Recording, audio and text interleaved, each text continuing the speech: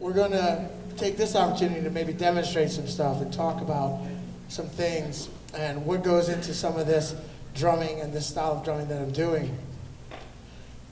I am coming from New Orleans, and a lot of what I'm doing is rooted in that and the New Orleans second line and funk and Mardi Gras Indian stuff.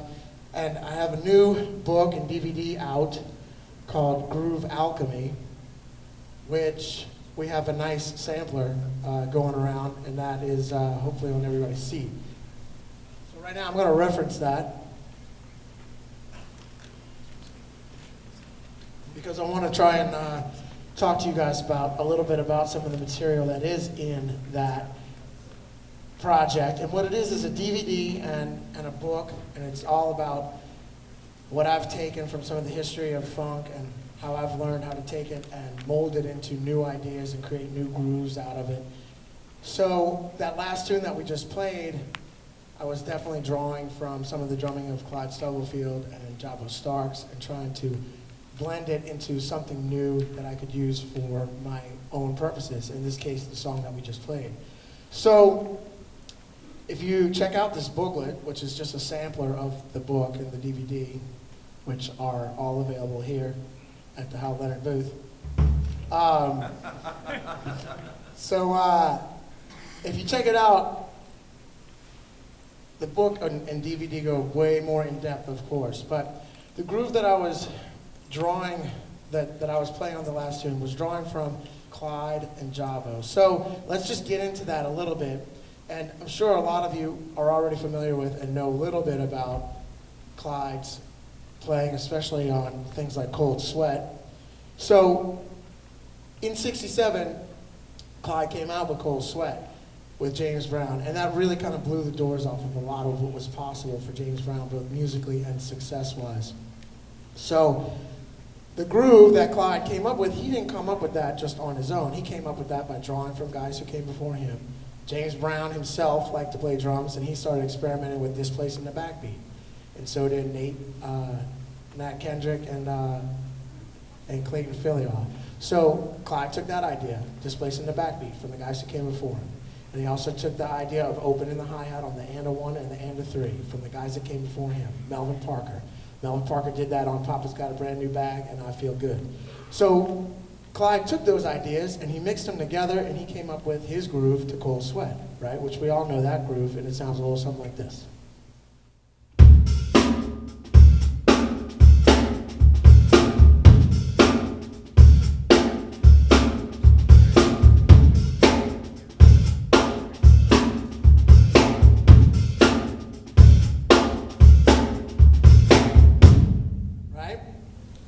Okay, so now in '68, Clyde came out with a tune called I Got the Feeling. And this really blew people's minds because Clyde was displacing the backbeat more and getting inventive with what he was doing syncopation-wise. And then he also introduced what we know as the Clyde Stubblefield secret weapon, which is 3 repeating 16th notes in the left hand, often with an accent in the middle.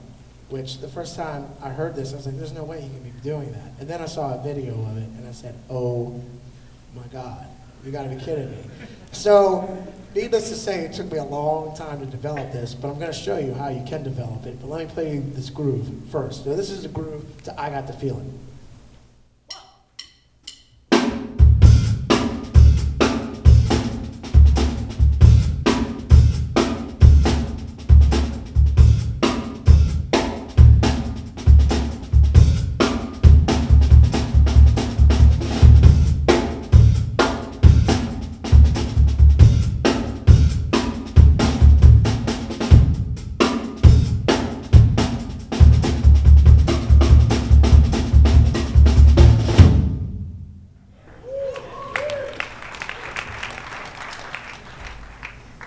Thank you, and of course, that's exactly what I did the first time I saw Clyde do that. I was like, dang.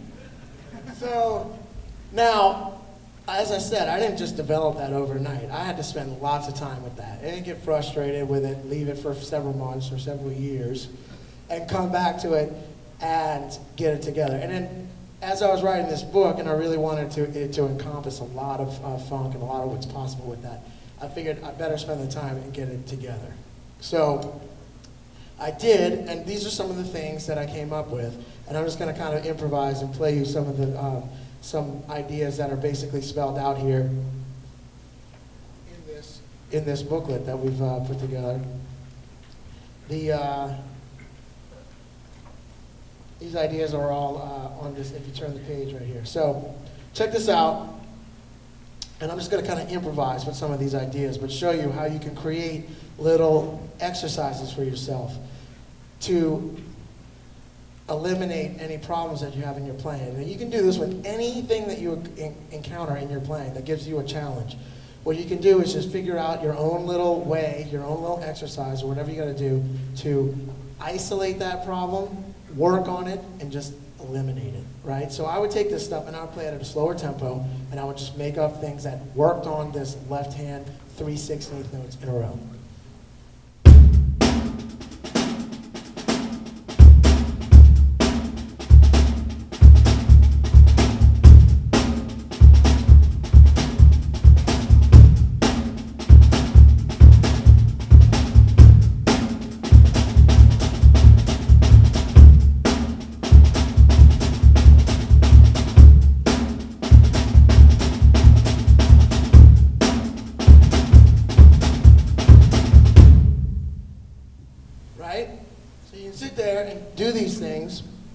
And then once you get comfortable with it, and you're hopefully shedding this to a click or to a metronome, and you learn, okay, well I can do that at 100.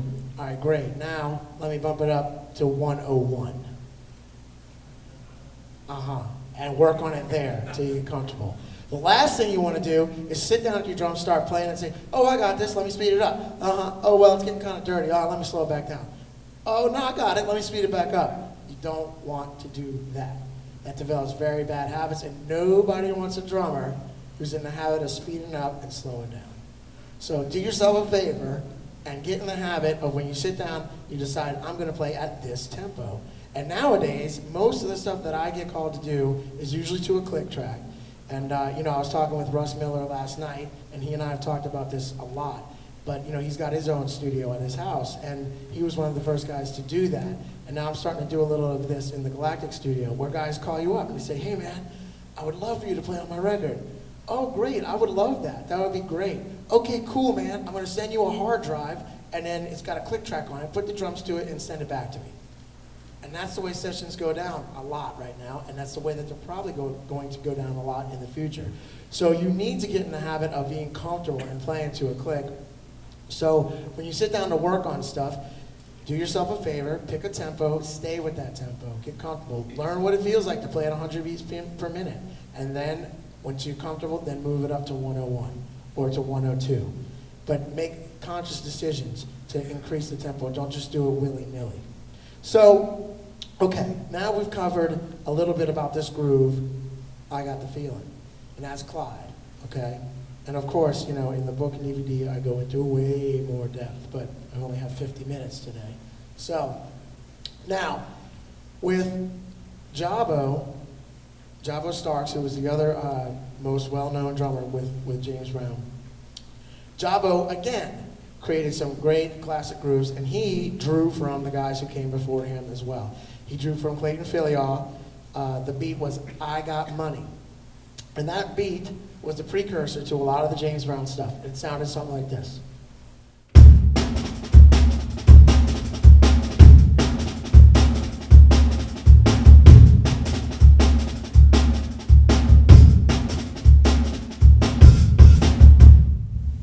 Right?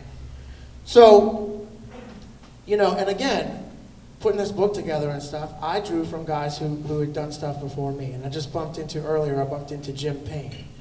And Jim had written a book called Give the Drummers Some, which to me was my Bible from the ages of 18, 19 years old and learning that James Brown stuff. And so once I started checking out Jim's book and he wrote out, the I Got the Feeling, I started realizing, well, that's at like not I Got the Feeling, but I Got Money.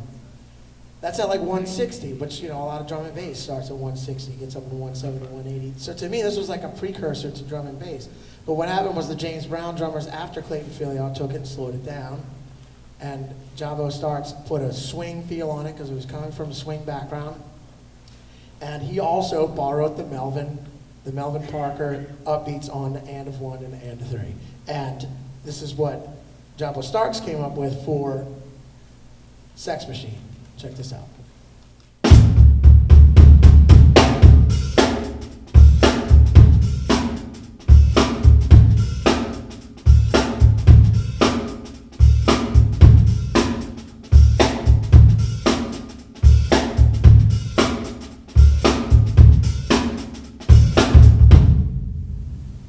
As I started checking that out and trying to get it together, again, it took me a long time to get this together, but I started realizing, wow, the right hand is very similar to the jazz ride cymbal pattern. Not the same, but very similar. And I got a chance to have dinner with Jabbo a long time ago, the first time I met him, and I mentioned that to him, and he said, yeah, man, you got it. He said, not a lot of people understand that, but that's it, because he was coming from a jazz background. So, and now Jabbo and Clyde and I have all gotten to become very good friends. And but at the time, I was nervous to ask him that, but I'm glad I did, because that kind of broke the ice, and he was glad that I had paid enough attention to what he was doing to ask him informed questions. So let me show you now how with Sex Machine you can break it down and see how the ride cymbal is very similar. The right hand is very similar to the ride cymbal pattern, and then the left hand is doing some very simple jazz independence in between the backbeats. But it took me a while to get this together. But you got to address this if you want to be able to get this groove correct. Check it out.